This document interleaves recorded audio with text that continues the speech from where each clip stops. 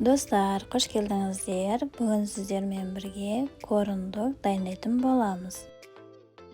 Ыдысымызға жұмыртқа, сүт,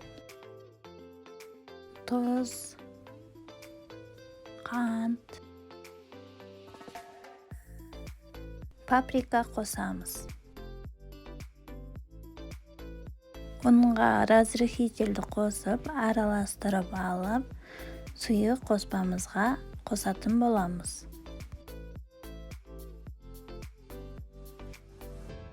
Барлық қосатын қоспаны описанияға жазып қалдыратын боламын.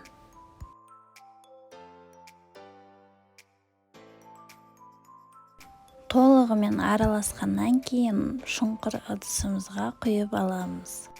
Табамызға майымызды қыздырып, сосискеге шпажканы орналастырып, сұйық қоспамызға толығымен батырып алып, қызып тұрған майымызға қызарғанша пісіріп аламыз.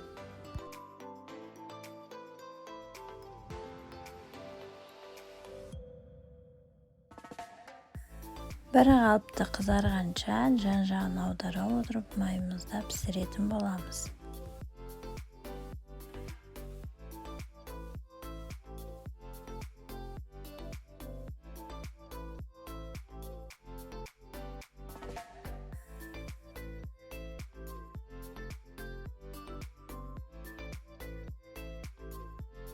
Достар, видео сіздерге ұнаса, лайк басып, тіркеліп, қоңырау батырмасын басып қойыңыздар. Алдағы уақытта түрлі рецепттермен бөлісетін боламын.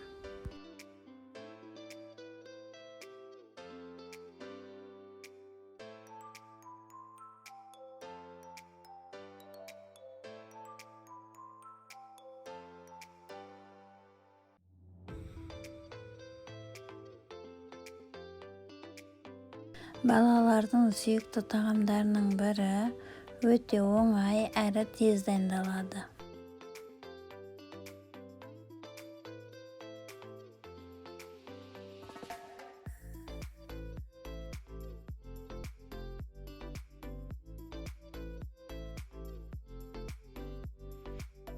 Достар, менімен бірге болғандарыңызға рахмет. Өте дәмді болып шығады, жасап көріңіздер.